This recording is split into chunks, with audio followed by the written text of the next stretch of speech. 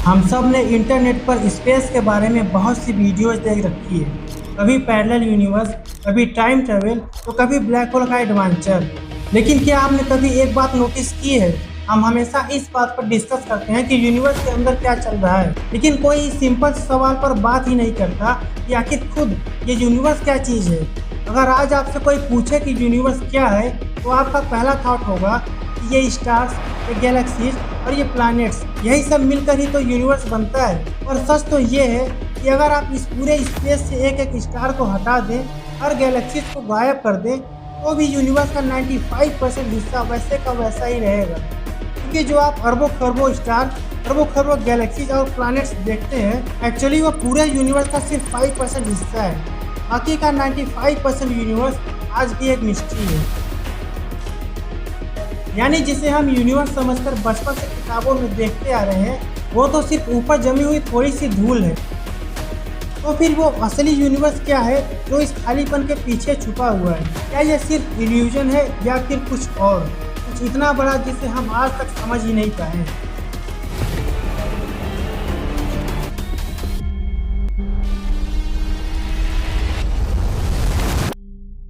Universe को समझने से पहले हमें उसके स्ट्रक्चर को समझना होगा जिससे हमारा यूनिवर्स बना है। साइंस की नज़र में यूनिवर्स कोई एक सिंगल चीज़ नहीं है, बल्कि ये मेन रूप से 3 पिलर्स पर टिका हुआ है। अगर इनमें से एक भी पिलर हटा दिया जाए तो सब कुछ खत्म हो जाएगा। जब भी हम यूनिवर्स के बारे में सोचते हैं तो हमारे दिमाग में स्टार्स, प्लैनेट्स, गैलेक्सीज और ब्लैक होल की इमेज आती है। लेकिन एक सवाल है जो बहुत कम लोग पूछते हैं, आखिर ये सब मौजूद कहाँ है? इन सब चीज़ों के होने की जगह कहाँ से आती है? यहीं से शुरू होती है यूनिवर्स के पहले पिलर, स्पेस की कहानी। अक्सर हम स्पेस को खाली जगह समझते हैं, एक ऐसा खाली अंधेरा जिसमें सारे स्टार्स और प्लैनेट्स तैर रहे हैं। लेकिन मॉडर्न फिजिक्स के हिसाब से स्पेस खाली जगह नहीं है, स्पेस खुद यूनिवर्स का एक फंडामेंटल पार्ट है। सोचो, आप एक मूवी देख रहे हो, मूवी में कैरेक्टर्स है, स्टोरी है, एक्शन है, लेकिन अगर स्क्रीन ही ना हो जिस पर मूवी चले तो क्या आप मूवी देख पाओगे? नहीं ना। उसी तरह स्पेस वो कॉस्मिक स्टेज है जिस पर पूरे यूनिवर्स की स्टोरी चल रही है। हर एक प्लैनेट्स, हर एक स्टार, हर एक गैलेक्सीज, सब कुछ इसी स्पेस के अंदर मौजूद है।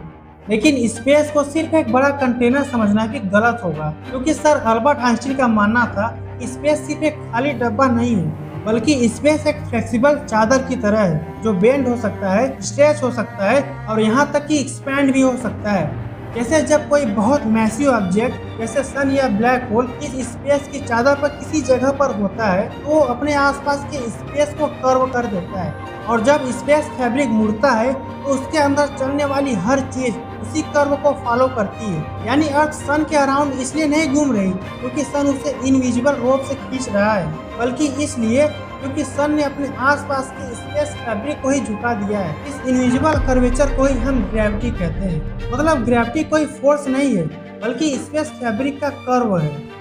तो यूनिवर्स का पहला पिलर यानी स्पेस कोई नोथिंगनेस नहीं है, बल्कि ये एक ऐसी इलास्टिक फैब्रिक है जो हैवी ऑब्जेक्ट के आने से मुड़ सकती है और स्ट्रेच हो सकती है। बिना इस स्पेस के यूनिवर्स का कोई वजूद ही नहीं है, क्योंकि हर एक स्टार, हर एक प्लैनेट्स, हर एक गैलेक्सीज और यहाँ तक कि आपको भी एग्जिस्ट करने के लिए पहले एक जगह चाहिए, और वो जगह है स्पेस।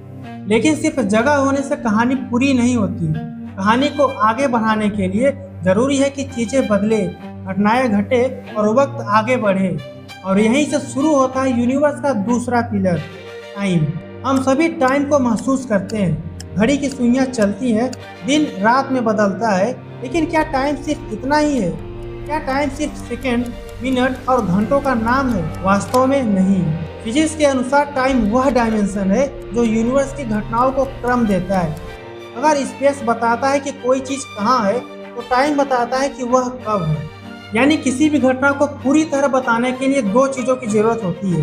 पहला, वह घटना कहाँ हुई, और दूसरा, वह घटना कब हुई।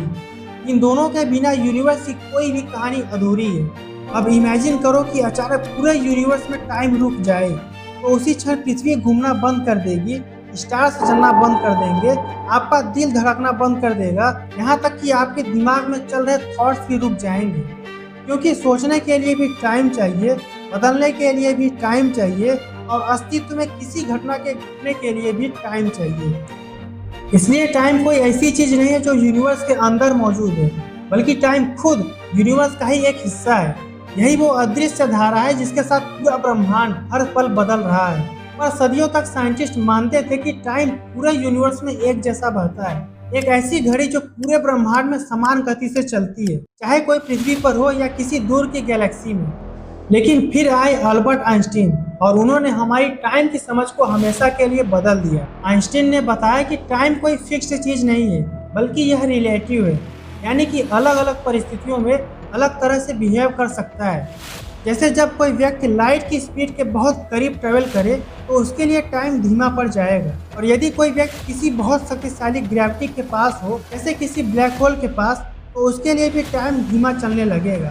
यानी यूनिवर्स में हर जगह टाइम एक जैसी गति से नहीं बहता। टाइम भी स्पेस की तरह फ्लेक्सिबल है, इसे खींचा जा सकता है, इसकी रफ्तार को धीमा किया जा सकता है, और ग्रेविटी के प्रभाव से ये अलग अलग तरह से बिहेव कर सकता है। तो जब हम यूनिवर्स को समझने की कोशिश करते हैं तो हमें यह समझना होगा कि टाइम कोई घड़ी नहीं है। टाइम वह अदृश्य डायमेंशन है जिसके कारण पूरा ब्रह्मांड लगातार बदल रहा है और आगे बढ़ रहा है। अब तक हम यूनिवर्स के दो पिलर्स को समझ चुके हैं। पहला था स्पेस, जिसने हर चीज को जगह दी, और दूसरा था टाइम, जिसके कारण हर चीज बदल सकी। लेकिन अब एक सवाल बचता है, आखिर ये सब बना किस चीज से है? ये स्टार्स किस चीज से बने हैं? प्लैनेट्स किस चीज के बने हैं? हम और आप किस चीज के बने हैं? यानी यूनिवर्स में जो कुछ भी मौजूद है, आखिर वो बनी किस चीज से है? यहीं से शुरू होती है यूनिवर्स के तीसरे और आखिरी पिलर की कहानी, मैटर एंड एनर्जी। सबसे पहले बात करते हैं मैटर की। मैटर का मतलब है हर वो चीज़ जिसका मैस हो और वो जगह घेरती हो। सीधी सी बात, जो चीज़ आप देख सकते हो, छू सकते हो या महसूस कर सकते हो, वो मैटर है। आपका फ़ोन, आपकी बॉडी, ये स्टार्स, ये गैलेक्सीज और स्पेस में मौजूद अरबों खरबों टन गैस के क्लाउड्स, ये सब मैटर से बने हैं। लेकिन अगर इस मैटर को तोड़कर इसके सबसे छोटे लेवल पर जाए तो हमें मिलेंगे एटम्स, और एटम्स के अंदर होते हैं और भी छोटे पार्टिकल्स, इलेक्ट्रॉन्स, प्रोटॉन और न्यूट्रॉन्स। यानी हमारा पूरा फिजिकल यूनिवर्स इसी मैटर से बना है। लेकिन इस मैटर को चलाने के लिए पावर चाहिए, एक ड्राइवर, और यही ड्राइवर है एनर्जी। आइंस्टीन ने अपने सबसे फेमस इक्वेशन E=mc² में ये प्रूव किया था कि मैटर और एनर्जी दो अलग चीजें नहीं हैं, बल्कि ये एक ही सिक्के के दो पहलू हैं। मैटर को एनर्जी में बदला जा सकता है और एनर्जी को मैटर में। यूनिवर्स में जितने भी फोर्सेस काम कर रहे हैं, चाहे वो तारों के अंदर होने वाला न्यूक्लियर फ्यूजन हो, लाइट का रेडिएशन हो या मैग्नेट का अट्रैक्शन हो, ये सब एनर्जी के रूप में। अगर एनर्जी नहीं होगी तो ये सारा मैटर डेड हो जाएगा। तो जब हम कहते हैं यूनिवर्स, तो इसका मतलब ये तीनों पिलर्स एक साथ मिलकर काम कर रहे हैं। स्पेस जो जगह देता है, टाइम जो फ्लो देता है, और मैटर एंड एनर्जी जो इसमें जान फूंकती है। वैसे आपके हिसाब से यूनिवर्स का सबसे मिस्टीरियस हिस्सा क्या है? स्पेस, टाइम या फिर मैटर एंड एनर्जी? अपना आंसर कमेंट में ज़रूर बताना। और अगर आपको स्पेस एंड साइंस के ऐसे ही इंटरेस्टिंग टॉपिक पसंद है तो मिस्टर साइंस को सब्सक्राइब करना मत भूलना, क्योंकि अभी तो हमने यूनिवर्स को समझना शुरू ही किया है। अभी तो बहुत सारे कॉस्मिक मिस्ट्री बाकी है। मैं मिलूंगा आपसे एक और नए वीडियो के साथ। तब तक के लिए स्टे क्यूरियस, स्टे साइंटिफिक।